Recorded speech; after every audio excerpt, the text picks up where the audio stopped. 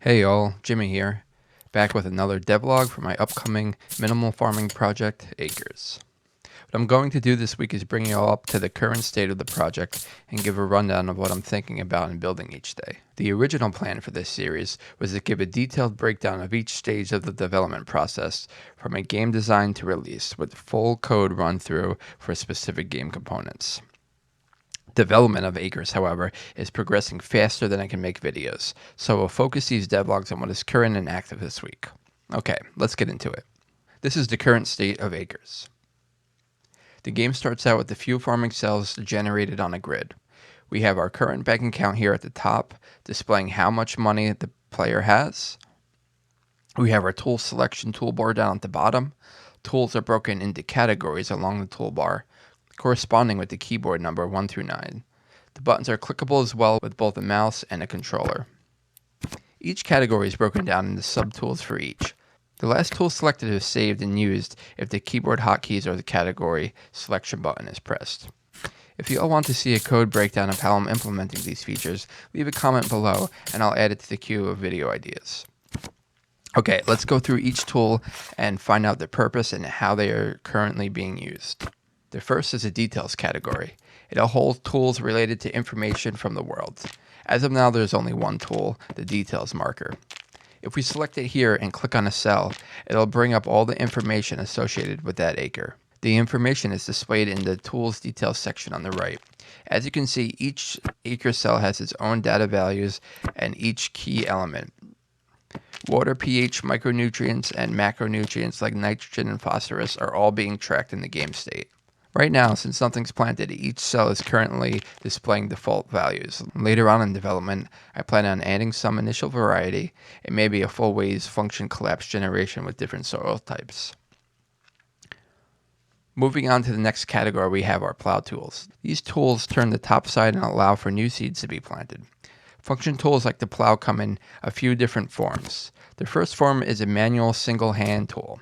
Using this type of tool requires the player to select each cell to use the tool on and left click or the primary action on the controller. The icon under the cursor will turn green if an action is successful or red if it fails for some reason. Each action costs money to perform and will be withdrawn automatically from the bank account up top. Not having enough money may be one reason the action fails, or in this case, the cell has already been plowed. Beside the manual tool, next up in the plow category, we have a one-cell implement. Implements are automated actions driven by tractors. Clicking on a start cell will initiate a tractor run down the row, ending at the end of a field when cells are no longer present in that row.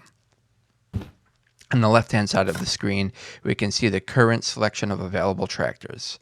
Each one has different attributes like speed, cost to use, and horsepower. The bottom two tractors currently return to the following row and continue to the end, stopping when the first cell in the column is empty. New tractors can be purchased with the plus icon button next to the tractor. You can also own more than one type.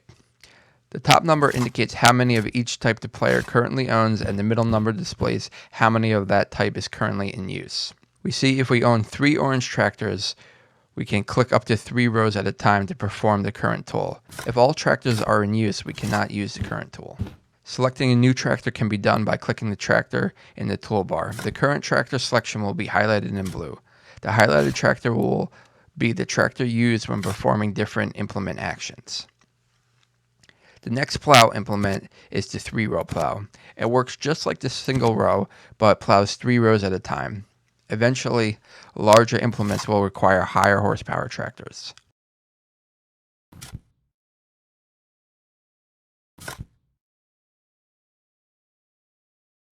Now that we have our fields plowed, let's move on to our next tool category, the seed planter. Like the plow, seed planters come in manual and implement form. The manual acts as the same way. Click on the cell and plant a seed. As does the single row planter implement. Click on the start cell and a new row planter is attached to the tractor, planting a new seed on each cell. For now, the 3-row seeder has yet to be made, but it's on my to-do shortlist. The code frameworks have all been built to allow for quickly extending classes, so the 3-row planter will likely be in the upcoming playtest. That being said, if you could wishlist the game on Steam, I would really appreciate it. We're going to be running a playtest shortly, and I plan on notifying all the Steam wishlisters when it is time to request access. Okay, back to planting seeds. With the seed planter selected, the seed selection toolbar is available in the Tool Details toolbar on the right side of the screen. Currently, the game starts off with 3 types of seeds. Like the tractor, when an action is performed, it will use the current selected seed shown off in the blue highlight. New types of seeds will be unlockable through quests and actions in the game. Each seed type has different growing requirements, growing rate, and stress tolerances. If we go back to our details marker, we can look up information for each cell.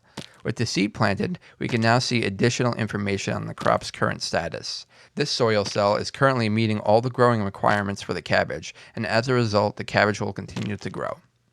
If any of the requirement is not met, it will cause the plant stress. You can track the current stress level in the details panel.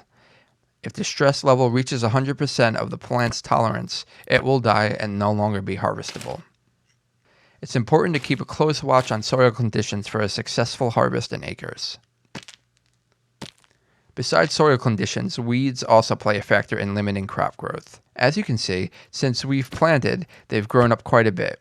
I'm still working on getting the balance right, so take the shown weight here with a grain of salt. The weeds, however, bring us to our next tool category, cultivators. Cultivators remove weeds from the row bed while leaving the crops and giving the plant space to thrive. Like in the previous tools, cultivators also come in manual and tractor implement versions and are used in the same way.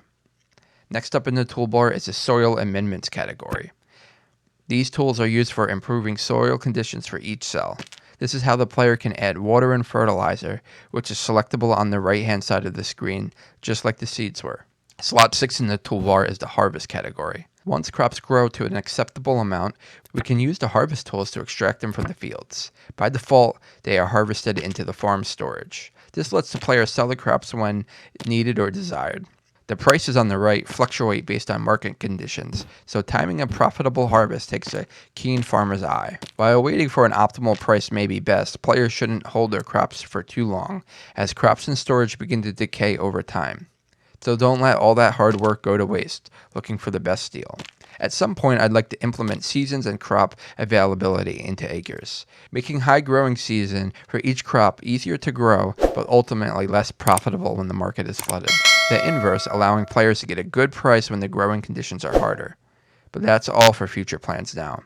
If you'd like to see that feature implemented, it would be helpful to share Acres' Steam page with your friends and past acquaintances on places like Twitter, or wherever y'all are on these days. This way we can get some momentum going for Acres, and I can focus more on the development. A quick side note on the harvest tools. During use, the player can also sell directly to the market by holding the Shift button on the keyboard or the Input Modifier button on the controller.